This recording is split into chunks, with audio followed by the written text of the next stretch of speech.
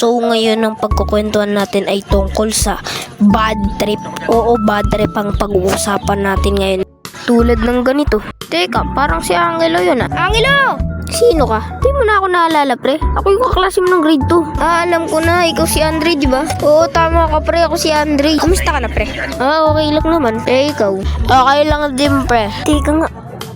Sinong teacher mo ngayong grade? Teacher ko siya, si Sir Angelo Jr. Teka nga, kanina ka pang dikit ng dikit sa ano ko, pisngi ko eh. Ano ba? Bakla ka ba, pre? Bakla ka ba, pre? Hindi, joke lang.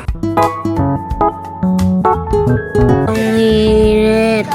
Anong klaseng electric fan to? Ano binubuga mo? Ano ba ako? Ihawan ba to? Ihawan ba? Hoy, wag ka nga magreklamo. Ang init-init ng hangin na pinupunta sa akin eh. Tapos ngayon nagre-reklamo ka. Okay. O, diba nakaka-bad trip?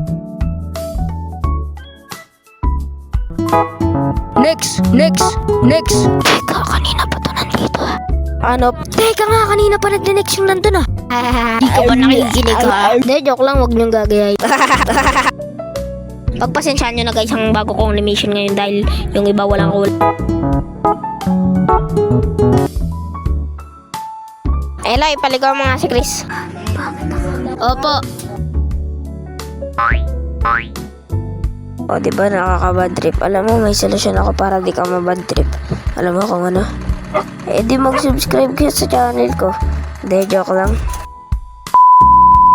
So, ang masasabi ko sa animation video natin ngayon ay habaan lang natin ang pasensya natin sa mga nakakasalumuhan natin, lalo na sa pamilya natin. A few minutes later.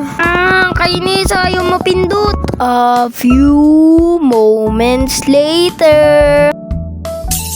Ba't mo pinatay yung cellphone mo sa lapag? Mahal-mahal yan, 20k yan.